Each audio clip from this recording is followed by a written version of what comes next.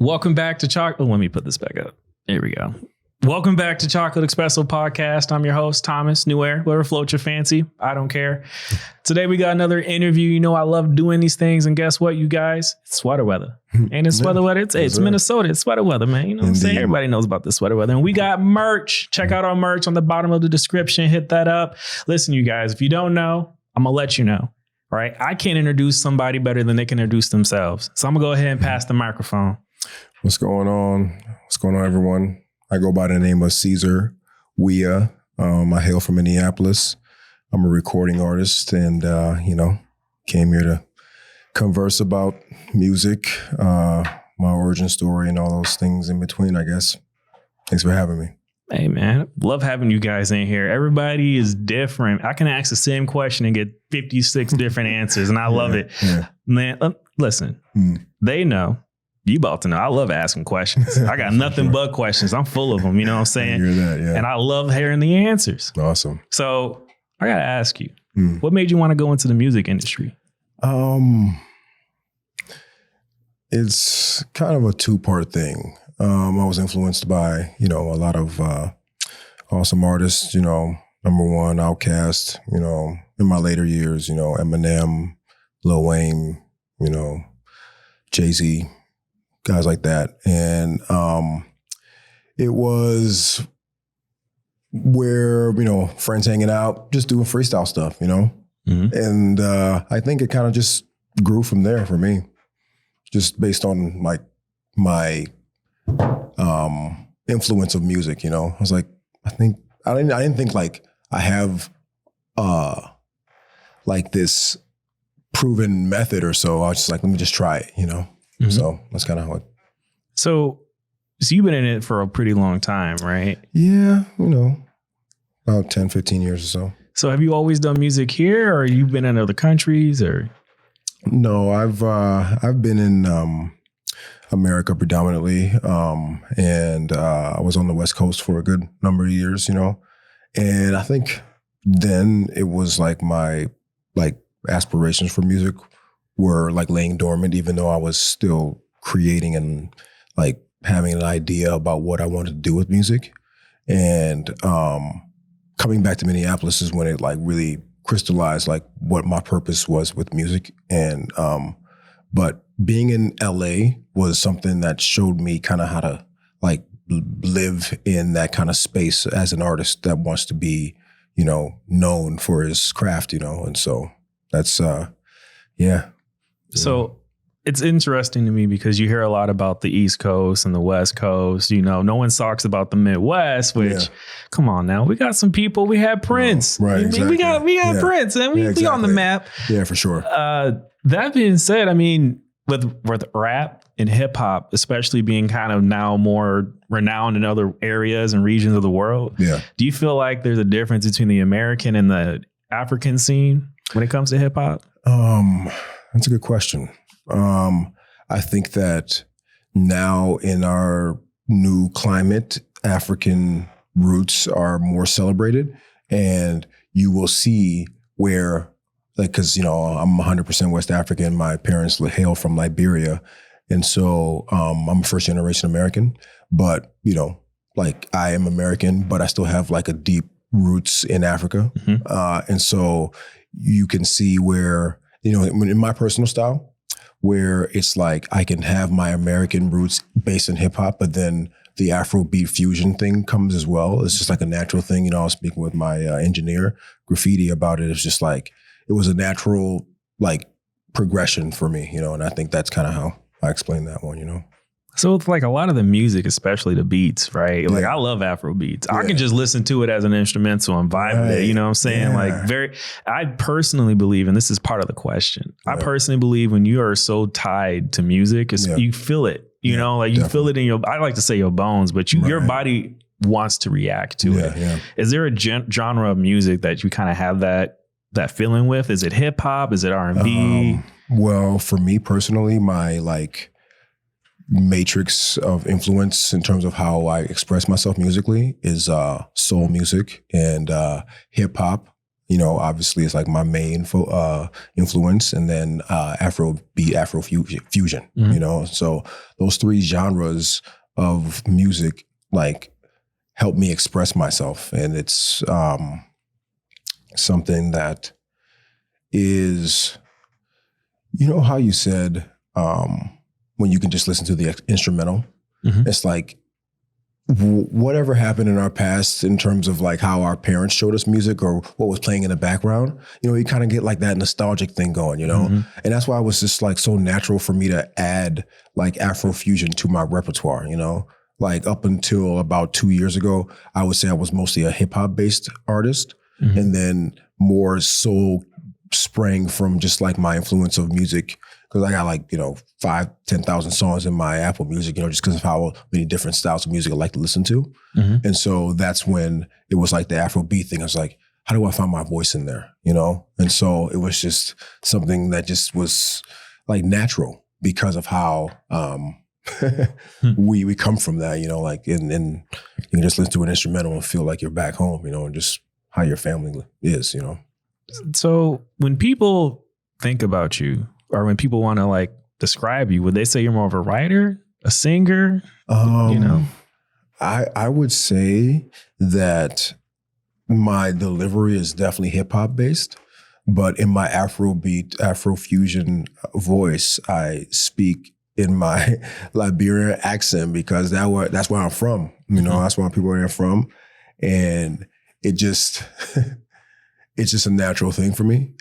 And I think if I want to be like perceived, I would say I'm a fusion artist, a la a Ye, a la a Drake, kind of like not just one base of influence to have my voice spoken through, like if that makes any sense. I don't know. Oh, it definitely does. So I love asking this part of the question. Yeah. And we can expand on it a little bit because there's several questions on this part. Right. Graffiti knows about this. Yeah. Right. We had a whole pod. Check out the AI podcast episode we did, man. Listen, AI is taking over, man. Yeah. It's everywhere. Yeah, so the first part of this, do you think artificial intelligence has anything to do, should even be anywhere near the music industry? That is a question that is nuanced for me. And I think that the involvement of AI can be to a point where it's not looked at as like this, because the way how the industry utilizes it and why the writer strike and all that stuff kind of happened was because they're like, we want to replace people with, right? As opposed to using it in the aspect that I'm thinking of it in, right? Which is we can have them augment what we do, right? So if like you're saying that, and I'm thinking I wouldn't want to use it in the sense that they're like, did you hear about the the AI artist that was signed, and then people were like, get him out of here, and then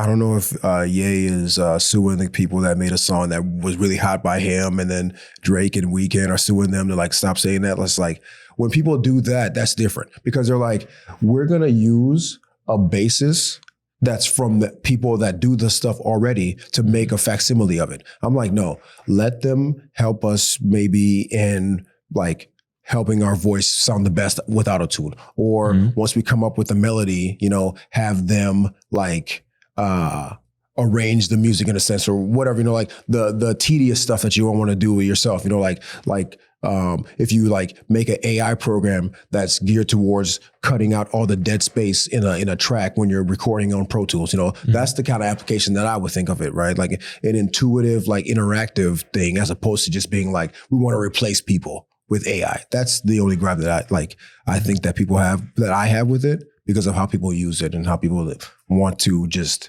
commodify that, what's the word? Algorithm, I guess, whatever, like it's just like, hey, let's help it assist us as opposed to trying to replace people and just destroying industries in terms of like workforce and people, relying on that kind of like income to survive, and so that's when it gets away from, I think, what people think of as AI, like the future of it and how to apply it to us. So second part to that, which could tie in a few things too, with artificial intelligence being able to mimic one's likeness, your voice, the way you pronounce, all that stuff. Right. Would you find it kind of scary if you woke up one day and on YouTube, there's a whole song that you didn't even write, produce, nothing, and it was all AI? You know what I'm saying? Like, how would that make you feel? I think first I would be semi freaked out. And then personally, I would be impressed because of how much it took to try to make something similar to what I can do, and it would kind of be offensive after the fact, because it's don't think that I did that. That I think that's what people have the biggest gripe with. It's just I didn't put that out, so don't have people thinking that I made that. Mm-hmm. And so it would be crazy. But then after a while, after whatever 5 minutes or whatever, I'd be like, hey, I was working on taking this down. Getting it out of here, because it's not something that represents me. Mm-hmm. It's kind of like It was funny. I thought about it how people on SNL make fun of whatever politician. Mm-hmm. That's kind of what the AI thing does. They're just what are his, what is this person's kind of tropes that they go about expressing themselves with, and we're gonna double down on that to the point people are was that him? I'm So yeah, that's kind of how I would play it.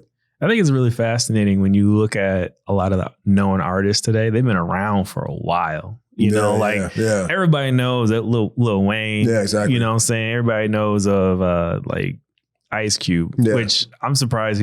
I think I swore I heard him make a new song the other day. I was like, you still have this, man? Yeah, bro. It never ends. Do you think age matters when it comes to music? No, I think it's about just being in tune and having something to say, and not riding a wave, and understanding where you are in the space of the contemporary sound, what you have to offer. Because for me personally, it's not so people are to be respected for what they do, but in the grand scheme of things, it's you're a vessel, right? So it's I wouldn't be trying to make music if I wasn't damn, I would regret not doing this, right? I would regret not, because there's a level of, am I good enough to make people enjoy it? Or am I good enough to make people relate to it? Right? Then it's okay, I know that that's possible. So then let me give it my all, because I would feel I wasted time and regret not being able to do that. Right? I want recognition for my dedication. Right? And so that's kind of how I see it, where it doesn't matter what time, mm-hmm. If you still are able to do it, and make sure that you are honoring, and respecting as much, however you want to express yourself. Yeah, because I can't say what's, there's clear there's clear delineation for what's good and what's bad, and how much time people spend with it. And that's kind of where I consider myself in on that side of 10,000 hours, working towards that. Whatever age you are, if you're doing it that way, so be it. More power to you. So you talked a little bit about recognition, and I think it's really fascinating when you speak to a lot of artists, and they talk a lot about the amount of work that goes into producing a song and actually just writing it out. Yeah. Everybody has a way for themselves, right. How do you find yourself being inspired when you're writing lyrics? That's a good question. For the longest, it was let me impress with how I can put all together. Because I'm Eminem, I'm reading the dictionary, trying to or I'm got words of the day, how can I impress, right? Then there's that thing about where the game is right now, lyricists like J and M and stuff. Lifestyle rap is the new thing, where you're making statements as opposed to building bars and visuals and metaphors and stuff. You can still have the metaphors and stuff, but it's a different, space in terms of how the delivery flows. There's a lot of vibes now, Mm-hmm. And so for me, I'm influenced differently. I'm contemporarily influenced in terms of I want to make sure that my shit is catchy. It's slick and it's vibe, but it's also got a message. you know? So like my space is like in the range of, you know, anyone from Ye to Chance to Drake, you know, like a bright arc with darker side to things as well, you know? And so expressing myself and what influences me is like how to express relationships with, you know, your significant others, how to comment on social differences and government like structures and how to like better things, you know, like it's for me now to understand my purpose in it is to crystallize what might be better about stuff, right? So then, you know, come together. So I'm like, what's the best way to say that now? You know what I'm saying? Like knowing how we have all these problems in the world and stuff like, you know, Gaza, bringing climate change, all these things and race relations, you know, all that kind of stuff. It's like how to crystallize that. Also, how to have like what influences me to write. It's like how to prepare people to understand that you got to be ready to weather the storm. You know what I'm saying? That's like my main like writing focus. Like how do you weather the storm? How do you be prepared for anything, any type of challenge? This is how you like set your mind to that, you know? And so that's what's kind of like influencing my writing lately. So you talked a lot about like the ingredients, right? Like there's a lot there. A lot of people, again, I've never heard that as an answer for how you find your inspiration. Yeah. Looking at older music and trying to like, well, how can I modernize this? Right. You know, that's a first. This is why I love asking similar questions. Like I said, you ask one question, you get 56 different answers, right? Exactly. So with that being said, like I think everybody, when you hear new artists coming up, they're like, I want a record label. I want to get signed. You know what I'm saying? Right. So I got a couple of questions about that. Yeah. Would you want to get a record label? Oh yeah, definitely. I think that we as independent artists will show why we need to be exploited by record labels, right? Or at the best, like scenario, a distribution deal. So I'm not like beholden to drop records for them. I just drop my records and they distribute them for me, you know? Like that's like the number one goal for me, to be honest with you, like to have my own label in terms of like who I can bring in as prospective artists on my label and the power to like set my own deals for tour, like how I'm like attacking like marketing and all that stuff. It's not like where I'm like beholden to the label if, you know, something happens where they can decide your fate. You know what I'm saying? So if I want a deal, if I'm talking about how I would approach a record label is I want a distribution deal with you, you know, and then we can go from there and see how that plays out. Do you feel like when you look at a lot of the market now, right, and you see all the different artists out there, it's like the saying, oh, that's a SoundCloud rapper. You sound like a SoundCloud rapper. Do you think there's certain people that just shouldn't be a part of it anymore? Like, why are you trying? You know what I'm saying? Yeah. It's, you know, I gotta say this. My number one idol, my number one inspiration and influence and mentor is the late Kobe Bryant, right? And when you're asking about people that like, you shouldn't be doing this, it's like real can recognize real, right? And if you ain't putting the time into this shit, you're gonna get ran. You know what I'm saying? You're gonna have to face the wrath of the true professional, which you know will show you how it's supposed to be done. You know, and so if your level of commitment is to just saying something as opposed to having something to say, you know, then it's like, you know, because some people have gotten, you know, to certain heights with that type of like attitude, but when it comes down to it, you're going to need to really like show and prove like your dedication to it, you know? So that's when you ask that question, like, so should someone not be doing this? It's like, you're going to have that realization at a certain point when you ain't dedicating enough time to be like, yo, I'm in tune with my shit. I'm locked in and I'm not just looking like a caricature, you know? And so you ever worked with somebody like that though? Yes. Like in my past, like it's crazy for me. Like this is how I answer that question.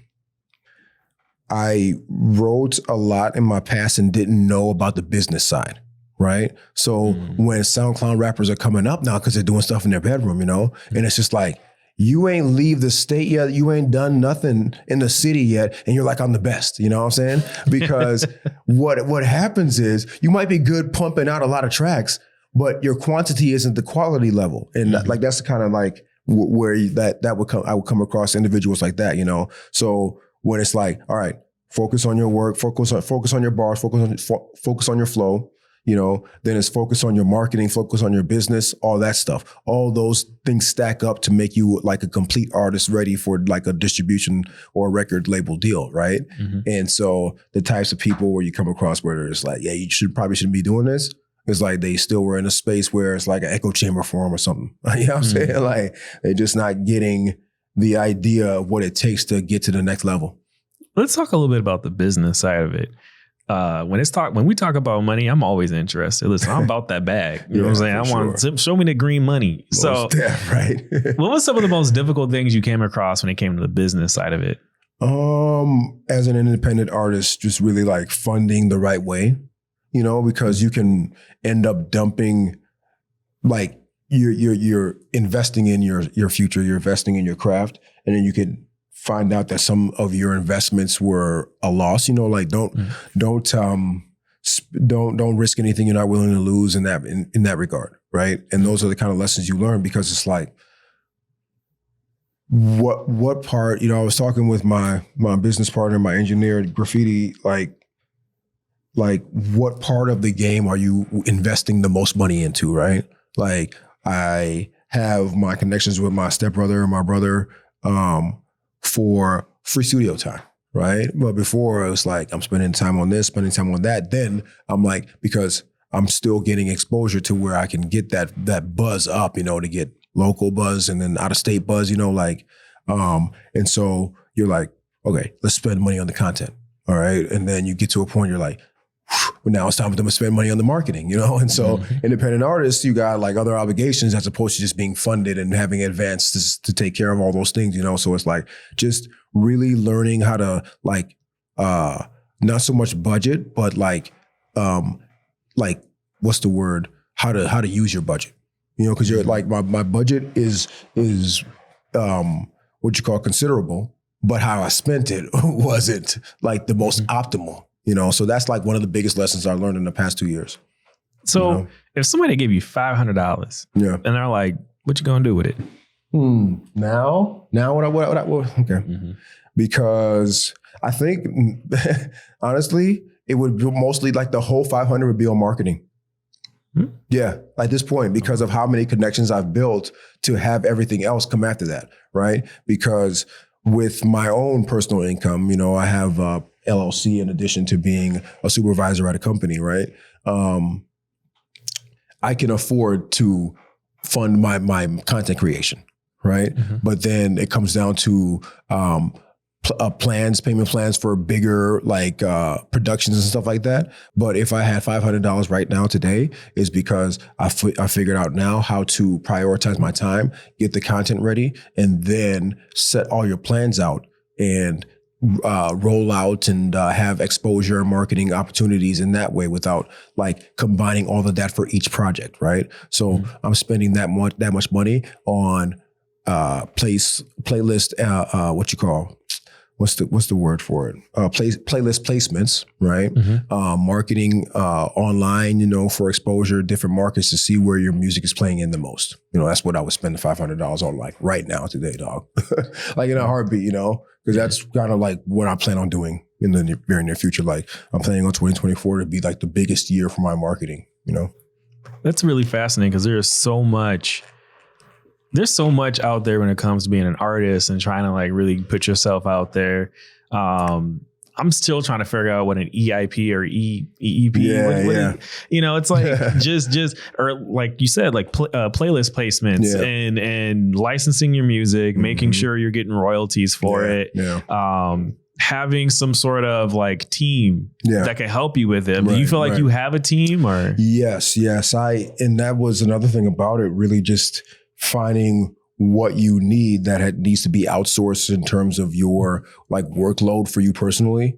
Because when I'm spearheading the content creation in terms of supplementing the music with visuals and stuff, you know, it's like I'm the director of that, and then I'm the producer where I'm like funding it all as well, you know, and like planning everything. So I had like a joint manager assistant, you know, and then a videographer, and then an assistant videographer. Like it just built up over time to what I knew I needed, you know, and so like at this point, my team consists of like 3 to 4 people that I rely on for my content creation, my music production, you know, and then it extends to my producers who supply me with the, you know, instrumentals, all that kind of stuff, you know. So from the standpoint of like, okay, Caesar wants a production, that's going to be where I get the music from one of my producers. I have about 5 of them, you know, Europe, East Coast, West Coast, like all around the US and stuff like that.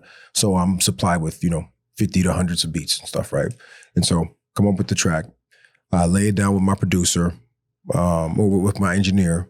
And then now we're talking about, you know, mixing, mastering, and then getting to the point of all the, whether or not it's like, because we have a good music local scene for the blogs and stuff. So you're working with them and then you're getting national exposure as well. So it's like, I knew what was needed for the marketing. It was just about like understanding the dedication to the content creation, which was taking away from the marketing budget as well, you know?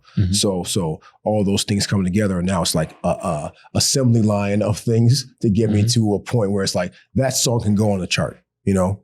Because of the exposure after getting a decent project, you know, a decent amount of records done, you know. So you touched a little bit, I'm going to go back a little bit.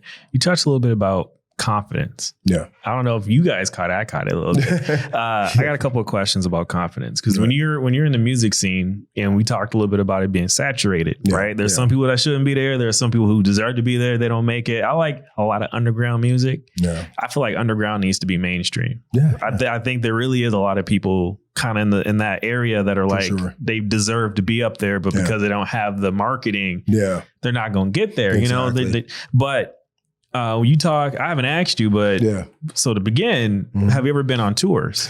No, I have not been on tour yet. Oh, wow. Yeah. So, okay. If you do go on tour, right? It seems like that's a goal though, right? Yeah, definitely. So if you go on tour, do you feel like, what are some of the things that you might look forward to and then kind of be a little bit saddened about when you're out and about? I think that my focus on tour would just being the best opening act for whichever artist allow me to go on tour with them. And I think the biggest thing would probably just be the fact that I'm away from my family, like the negative part, and just try to stay in touch with them and just, you know, have them be my center and my inspiration and my foundation and stuff. But it would just be those 2 focuses, you know, just being the best artist I can be for this person that allowed me to go on tour with them. And then just always checking in with my family, you know. So when you do collabs with other artists, you know, where do you see yourself? Like, it depends on the other artist. Do you want to be like, no, I want to be the first one on the track. My verse comes first. My verse comes last. You know? That's a good question. For me, and I'm not afraid to say this, right? I have a songwriter's mind, and it's up to me to figure out whether or not this song that I wrote is for me or not sometimes, you know, because of how much ground I can cover with a concept, and not so much how much ground, but the range of a concept to be where it's kind of like outside of my genre or my vocal range, so to speak, right? And for me, I'm just like, whatever this song speaks to me about, and if what they have to say about it is better, it's like, then they're going last, you know? Or my part might just be the chorus, you know? Like, because of what, like, that's a great question, because I have this track coming out soon. It's with one of my good friends, Slink Proper. Shout out to Slink. Proper, Champion, African Gangsta, and my brother, and another one of our friends named Emmanuel, right? And it was like we do these things called writing camps. I know it's like popular in a lot of different regions and stuff. We're doing it in Minnesota where we like have these writing camps. We set up 2 rooms with producers, and then we just kind of like collab on stuff, you know? Mm-hmm. And it's going to be happening soon again. You know, anybody, shout out, DM me on my Instagram if y'all trying to be a part of that. But like, what just happens is like, okay, the concept. Then we crystallize the chorus, and then after that, it's like, did you know? Like it's like it's a case by case basis, pretty much. Mm-hmm. You know, like which one is feeling like the most like active on the verse, you know? Mm-hmm. Like I literally had one this weekend with Slink and my brother Trap Bungie. Shout out Trap Bungie, my bro. Love you, blood. Like it was just a natural thing. We just, you know, we get in the room, we get the creative space, you know, creative juices flowing, and just like, okay, well, that one, what you said was the best. You know what I'm saying? Like nobody's even like trying to change so it just depends. You know, it really just depends. So when you listen to other people's music, you know, do you feel like you vibe with it a lot often? I mean, people often look for their own kind of like music, but do you feel like, well, let me rephrase that. I got a better way of phrasing what I'm thinking of. Right. Do you go outside your comfort zone and listen to music as a whole, or do you feel like you listen to certain genres more than anything? For me, I do it all in terms of being in tune with the local scene and being in tune with my favorite artists. You know, I have a top 30 list, but then I also will see who's on the come up on the most buzzingest persons as well, you know? Mm-hmm. So it's like outside of my like triangle of influences through which I express myself musically, like I'd like to know what everybody else is doing as well. You know, I show a lot of support because I think that our city, Minneapolis, is a great new hub for a regional base, like, you know, East Coast, West Coast, South, you know, like Atlanta, Texas, like the Southern region have been leading the way for like a long time. It's like Minneapolis can have a say soon, you know, like the African influence in Minneapolis is crazy, right? Our Afrobeat shit is going to go to the world, you know, it already has. Like Libianca is showing them that Minneapolis has something to say when it comes to music, you know, and that's just how I view that.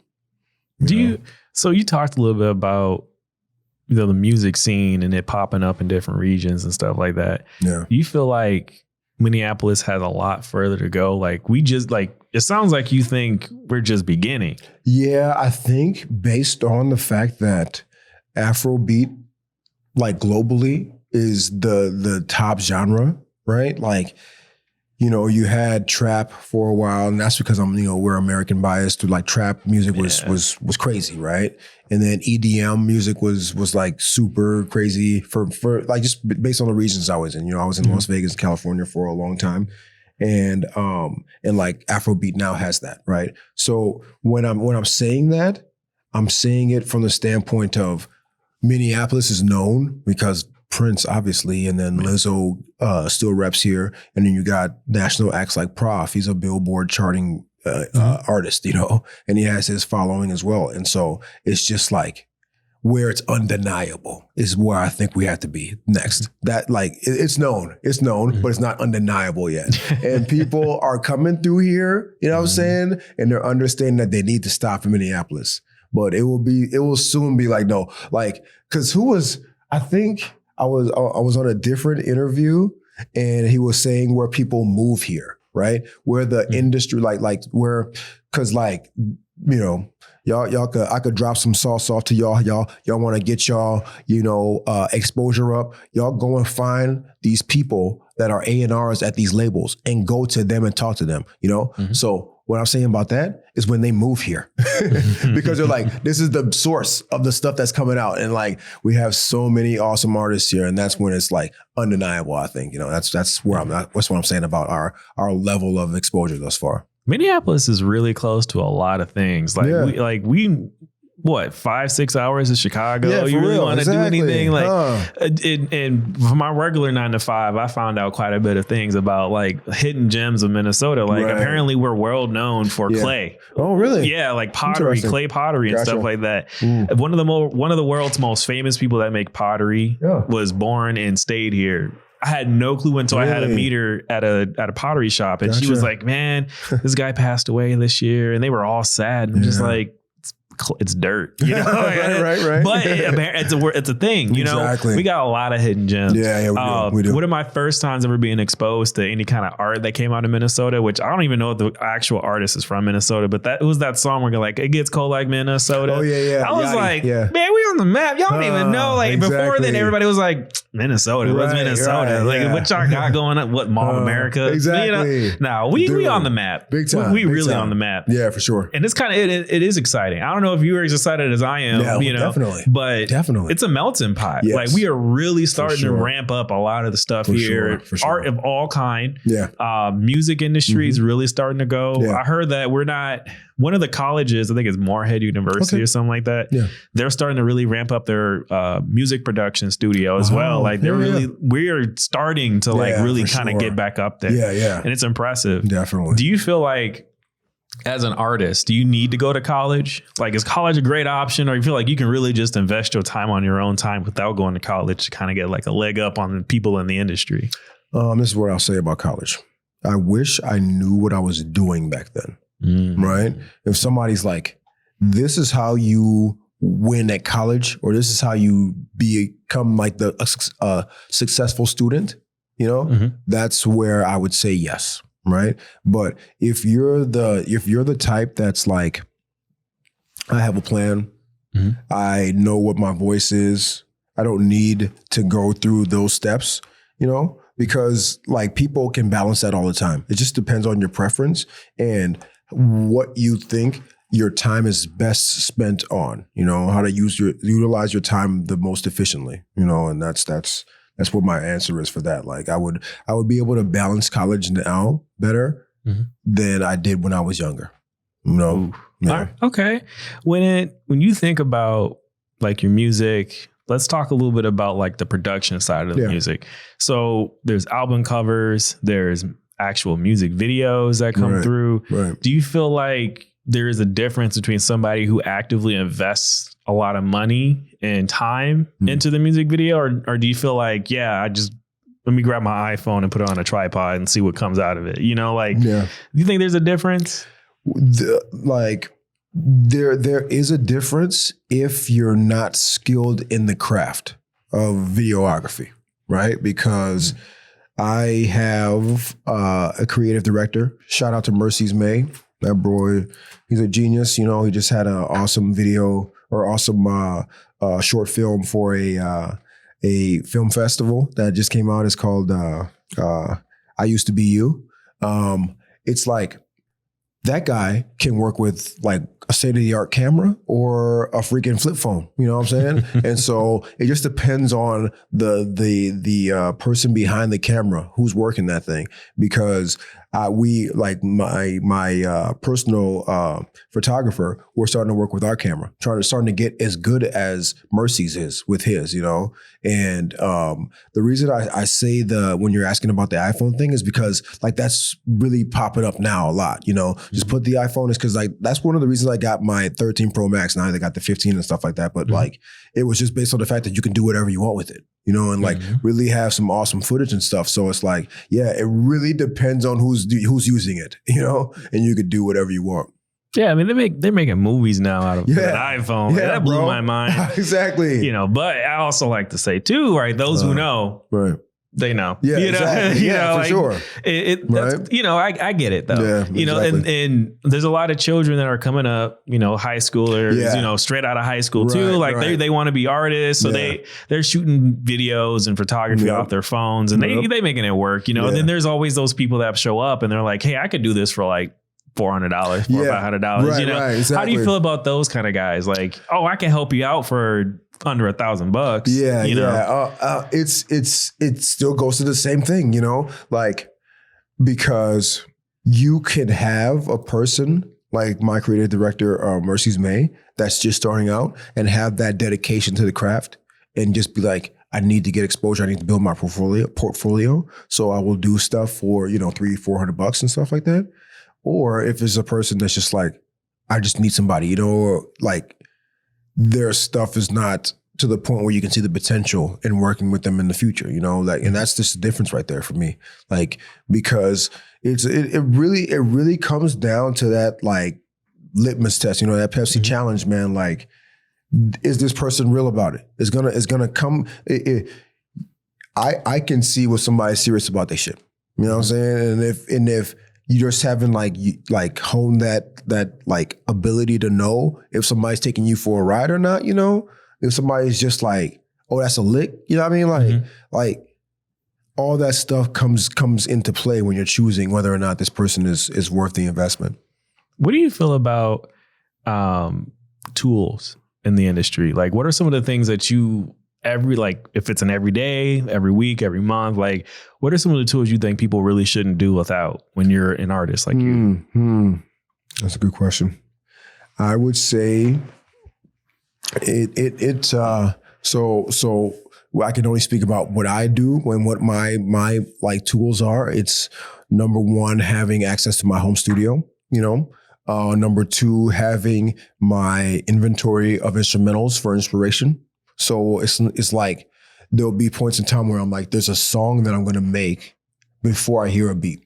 That's few and far between, as opposed to doing what we call beat hunting, which is play a track. Did you come up with a chorus? Did you come up with a concept for it? And then if you didn't, within like a minute or so, you change it to the next one. So for me to stay sharp, it's like I need to work on some songs. Like I know, like because how I spoke about what my main focus is on, how to express my type of artistry, which is preparing people for the worst parts of their lives and helping them get through that stuff, or talking about relationships with your girl, the best parts, the worst parts, the beginning, the ending, stuff like that. That's kind of what I focus on, right? Like that's where I know, regardless of what a track comes on, I'm gonna speak about that stuff. You know what I'm saying? So it's just like staying sharp, and then because it ain't like you're making the same song, but you're making variations of the same song, right? So just staying sharp like that. So like my indispensable tools are making sure I have my home studio, making sure I got my beats, making sure I'm ready for more output, like having my marketing team ready. Like not so much my marketing team, but my whole team, because I have people that help me with my marketing, people that help me with my content, people that manage my of bookings and stuff like that. So it's like always checking in with like your tools should be those things, as staying sharp as an artist. For me personally, staying sharp as an artist, making sure you're always working towards another release, and staying sharp with your content. Like staying sharp with your content is, to me, is about being current, right? So sometimes my girl be like, why are you always on your phone? I'm like, I'm keeping up to date with stuff that's going on. You know what I'm saying? Like, and so that's like staying relevant, making, like the tools, I guess, like, yeah, staying sharp, staying relevant, making sure your team is tight, looking towards dropping the next release and expressing yourself the realest way you can, the most authentic way. I don't know, I just heard that like, oh yeah, this homeboy, Chance York, he's like just being your most authentic self, Try, like it takes be yourself, you know what I'm saying? Because you're gonna be fighting that shit if you try to keep up a facade to like match someone else's like picture of you. It's gonna be harder to like keep it going, like work on being your most authentic self. That's why it resonated with me so much when he said that. It was like those types of things. It's like staying true to yourself, staying sharp, making sure you're team tight, freaking building towards another release, always being consistent with your craft, Yeah. When you talk a little bit about being yourself and how the industry is and some of the tools you use, like what do you think is something that's fallen off over the years in hip hop? I think because of how lifestyle rap is the more like mainstream artful way of expression, that now the third verse is gone. You know, that people don't do 3-verse songs anymore. You know, that's something where it's just like, because I want to show you how good I am at that, right? But then now it's like a vibe thing, you know? And it like, I think rap is the most current, like it's the most like I'm saying current, and I mean like the streets, you know what I'm saying? Like it's the most raw art form still. Right, it's still the rawest art form, and like being like the rawness of it allows for this like I don't know what the word is. I want to say contemporary, right? Because it's like you know exactly what's happening now, and that's why I'm saying it like that. So yeah. So okay, so when you talk about things that gone missing, what is something you think needs to be like gone to oblivion, like just end it right now, like Star Wars, Death Star, blow it up, stop, full stop. Like I don't want to hear it no more. This needs to like be done, you know? I think, yeah,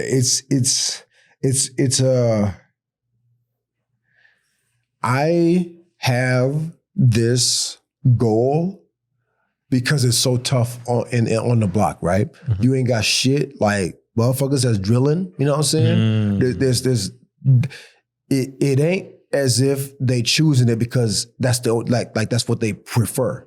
You know what I'm saying? So if it was anything, because I know how tough it is, you know what I'm saying? Being in Liberia, like we came from the slums to like back to, you know, America and shit. Like, so for me, it's like,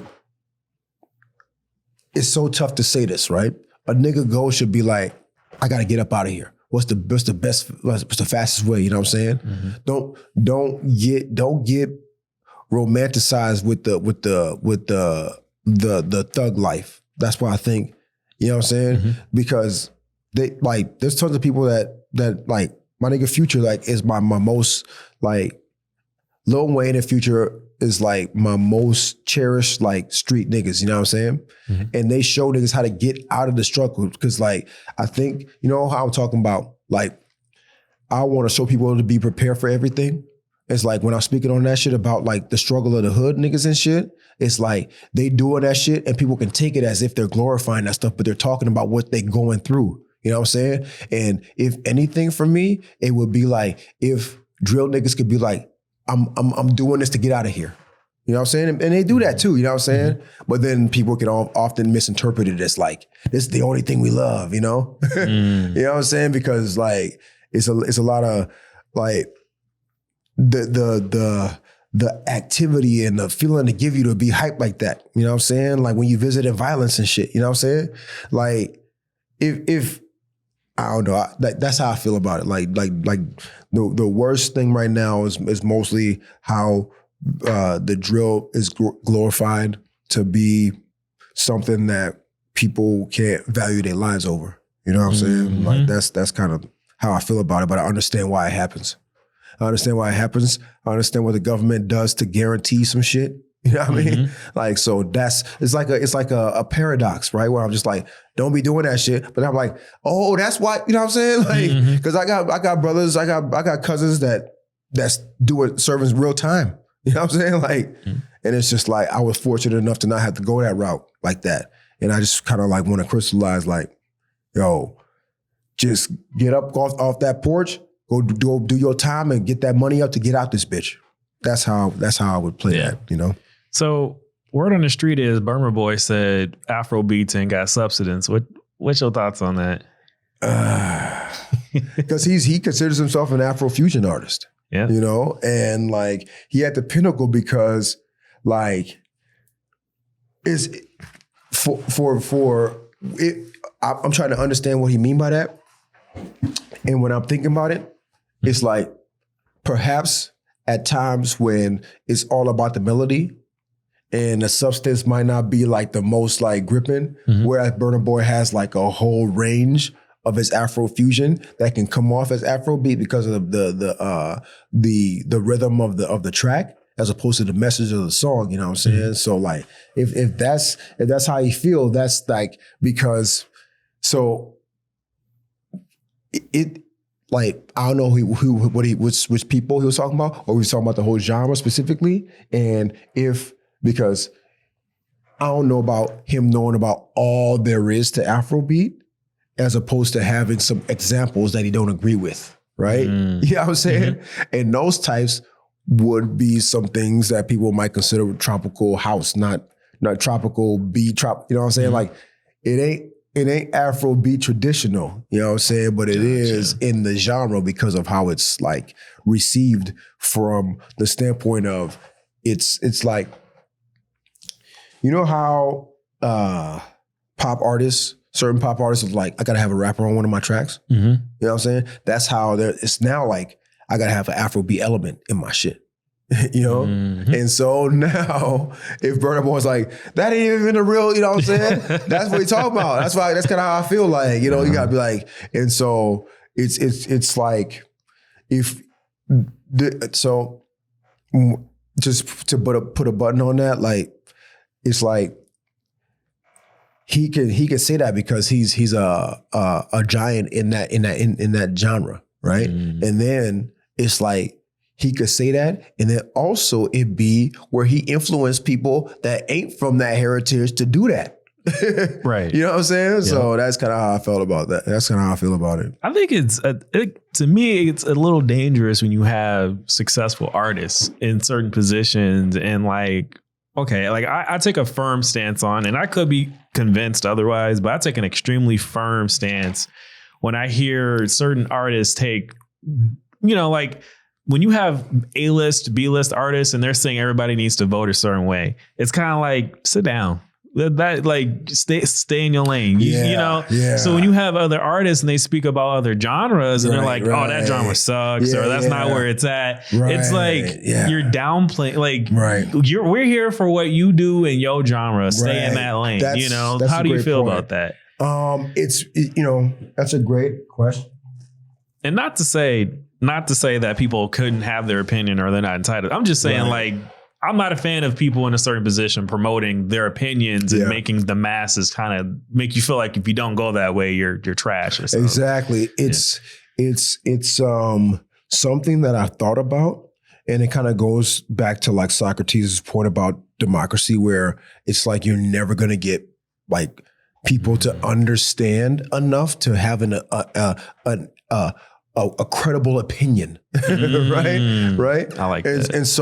And so like you can see things that may, because I'm not speaking for Burna Boy in this regard, right? I'm saying like he may see some elements that are derivatives of his main fusion, which can look as if it's not something from the actual like heritage, you know? And then it's like, you know, what I said about like how it's their best interpretation, you know, and someone that like, because it always comes back to the real, recognized real shit. You know what I'm saying? Like this person's dedication, this is a real one. You know what I mean? Like Eminem's number 2 on my all-time list, bro, and he ain't posing. You know what I'm saying? He ain't posing. So it really comes down to that shit too, because I be like, what I'm gonna put it to my test. You know what I'm saying? And then go from there. And then you come talk to me about not being real about my shit. You know what I'm saying? And that's how I would go for any type of like idea of somebody saying that this is watered down or this is not what it actually is. It's like, bro, you know, if you look at it with a greater respect for them, like what they're trying to do and what they're trying to accomplish with it, you'll be like, oh my God. Because I always say this shit, like a white woman rapping, right? Like there's a chick named Win. I'm like, bro, we done put it out there. Like when I say we, I'm part of hip hop and shit. Like hip hop is so influential that a white woman is like, I have to do this. You know what I'm saying? Like I have to. And that's kind of how I feel about any type of like, you know, in like I said, the Pepsi challenge, you're gonna find out if they're really real about it or not. You know? Oh, most definitely. You know, so you hear a lot of artists nowadays. I mean, they all got the same social media type things. You know what I'm saying? They're on Facebook, Twitter. Instagram. I'm sorry, X. Like Twitter's Twitter. exactly. Twitter's forever going to be Twitter. Exactly. I still say X. I still say Twitter. That's what it's going to be known. It doesn't matter, Elon. You're not going to change the name. Anyway, exactly. Do you feel like social media has helped you in any kind of way, or? Yes. For me personally, it was like I had to play a lot of catch up. When I got back to Minneapolis, I took a bit of time out from, like, I want to say that for the past 2 to 3 years is when I've been actually focused on building my exposure to a buzz to get, label attention, right? So just like, social media for me has allowed me to see what's out there, and then I can go and show support and then be like, all right, this is a real one I want to work with, or that's cool, they doing their thing. You know what I'm saying? Like it's either or. And, you can have those things where you're just like, oh, I showed this person love and it doesn't seem like they're cool about like having a working relationship, whatever, But for me, social media is a tool where I'm just like, I'm not saying, oh, I'm better than that or I'm better than this. I'm like, oh, I want to work with that. I want to work with this. And so just knowing what's out there and what to support is what social media helps me with. Social media helps me with a lot. Just being able to set my schedule for support, build my working relationships, and then get my because what my main focus is now, like I like I said, I've been building my foundation like sequentially. So it's a lot of content creation for the past 2 years. And now it's like about my live show, So I've been building my networks with people in the city about, various artists, various venues and stuff like that. And social media helped me a lot with that, Okay. Last couple of questions here. Yeah. This one's going to be a little bit of a tough one. Okay. Not too hard. But, gotcha. How is your mental health doing this game? It could be, I know it could be hard. You got a lot, you know what I'm saying? So how do you feel like you're coping with everything? That is an excellent question. And the reason it is for me personally, because I had I was good at sports to a certain degree. I'm like good looking and stuff, but I had self-esteem issues. And I think I had to work on my mental health to be focused enough to do my artistry, And so for me personally, I worked on my mental health for before I started my music career journey again, So for the past 2.5 years, I've been consistently working on my music and putting out stuff and getting feedback and exposure, right? Mm-hmm. But before that time, I was working on my mental health.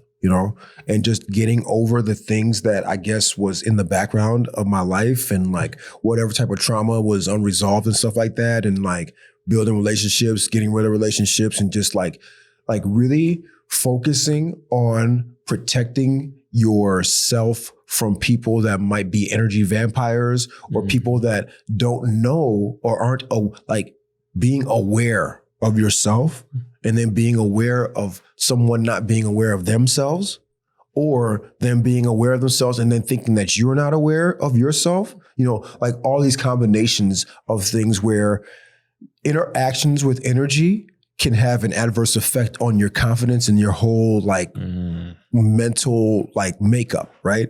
And so that's something that I'm just so glad I invested time in, So then it's if I'm in a space of supporting a local artist and then this person's playing me cold, it's I'm not taking it personally because I don't know that person, I know my circle of people and I have acquaintances and then networking partners. And in those capacities, it could be yes or no and great relationship or no relationship, right? As opposed to internalizing those things, and then have those dictate your actions in the future and stuff like that. So my mental health is a big component of how I'm able to carry myself now in any space to try to achieve my breakthrough, right? Mm-hmm. And so mental health is so important to me. And so I have had it be where it's hard to build your networking circle, right? But then you still go out and you try to show support where you, because it's not like I'm just like, oh, anybody, you know what I'm saying? I'm like, oh, I've been watching this person and they're doing their thing.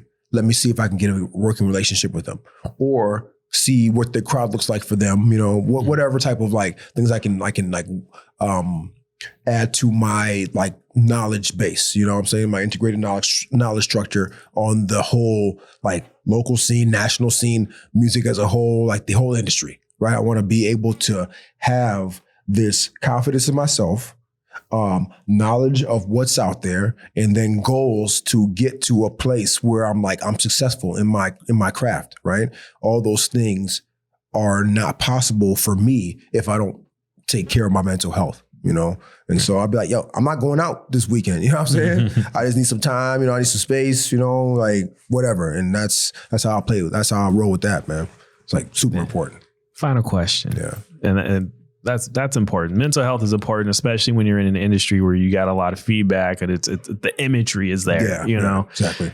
How do you feel if you can ever look back? I'm assuming you've had at least a show or two. Yeah. Have you ever been in a space where it's kind of like you did all the promotions, you told your friends, your family, everybody, you told everybody you can, and then like you ever had a show where like almost nobody showed up? Yeah. Yeah. How were you in that moment? Like, what was your thoughts, your feelings? You know, what was going through? What were you going through? In my like time that I spent working on my mental health, you know, I like watched my mentor Kobe just train people and train himself how to just be resilient, you know. And it's like you put your head down, you do what you do, and you understand what went into why it didn't happen, and then you process that. You know, you process why it didn't work out, why there's not anybody at your show, you know, because there's a lot of things that go into why it didn't happen, you know, whether or not it was like you didn't promote it correctly, or it wasn't a space where people know enough about it, you know, or you didn't, like whatever happened, right? You go through that stuff. You deal with the fact that happened, and you work on making it better. That's what I learned from it in my years of performances. You know, I've had some good ones, I've had some bad ones, and I'll be honest with you, the bad ones outweigh the good ones thus far, and it's because I have time to dedicate. Like I've understood now to dedicate my time to like honing my live performance, and then also. Number one, besides holding in your live performance, is knowing not to take some shows sometimes. You know what I'm saying? Like sometimes you're just like, bro, I got to get this out. But you set yourself up for some things sometimes when you're just like, oh, it was a last minute show that you went to. You know, what can you expect to happen sometimes? You might like, I've had a good show where it's just like, oh, I just got a last minute call, you know, and it was dope, you know. But more often than not, when I take those last minute calls, or I don't have enough time to promote the show, it's gonna be where I'm just like, okay, and now that's why I'm more selective about where I go to perform, and then I'm also like really focused on like making my live show really tight, you know. Gotcha. So yeah. So how can people find your music? You know, what's your hashtag, your ad symbols, all that jazz? For sure. People can find my music on my Linktree. And that's CZYSNX, CZ Sonics, Linktree.//Linktree.//CZYSNX. And my name is Caesar Weah, CAESARWEAH, Caesar Weah. And I'm on Facebook, I'm on TikTok, I'm on IG. So check my stuff out. All new stuff coming out. Like I've had about 2 to 3 projects that I've put out, and I've focused now on getting more exposure. And so I'm like stocking the inventory with new songs and setting out rollouts for vibes. You know, I have, like I said, my hip hop, my soul, and my Afro fusion, man. I'm coming to show people that I'm able to do this at a high level. And it's really, for me, being a vessel and honoring that gift that I was granted. You feel me? So that's what it's about. That's what's up, man. We really appreciate you coming out, sharing some of your knowledge there, especially that mental health one. Again, ask the same question, 56 different answers, man. It's so important that we talk about some of these things in this industry, especially. So definitely. I hope you have a safe rest of your day. For sure, man. Thanks so much for having me, Thomas. Yeah. For sure. We're good. You want me to do an outro? No, you gotta do it anytime. You gotta do. Okay, give me three things. It could be anything. I need 3 things. 3 things. Yep. From any 3 random things, I'll fit it in. Okay. Basketball. Space travel. Oh, okay. Ocean. I bet. Y'all, so the other day, right? I woke up and I decided, I was like, you know what? I'm gonna play some basketball. My younger brother, Phi Simi, check him out.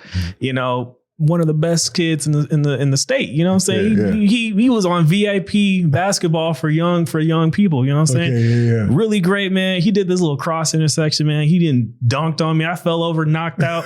I thought I was asleep again. I couldn't even tell you, man. I was in space. I was like, wait.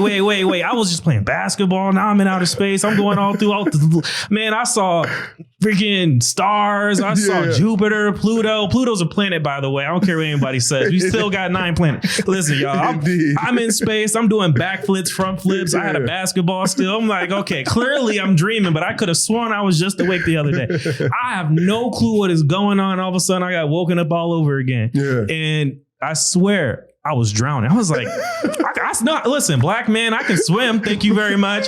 How am I drowning? Like, what is going on? I woke up, then I was playing basketball with my younger brother. Then I saw Jupiter somewhere in the middle of all of this. Now I'm drowning. What is going on? And apparently I had water throwing on me because my younger brother, he threw water on me. And I'm wait. Why are we on the beach? Am I still asleep? What is going on? Listen, man, this is crazy. I looked up at the sea. I looked back at my younger brother. He had the little bucket in his hand with the basketball in the background, somehow still there. And he looked at me and he's like, see, all you had to do was like, share, and subscribe, and you would have never got knocked out. You know what I'm saying? Like, what do you mean like, share, and subscribe? Listen, y'all, if y'all like, share, and subscribe, we get all kinds of content like this, man. I love it. It helps us out, helps the algorithm, you know, appreciate you guys. I appreciate you as well, man. Chocolate Espresso Podcast.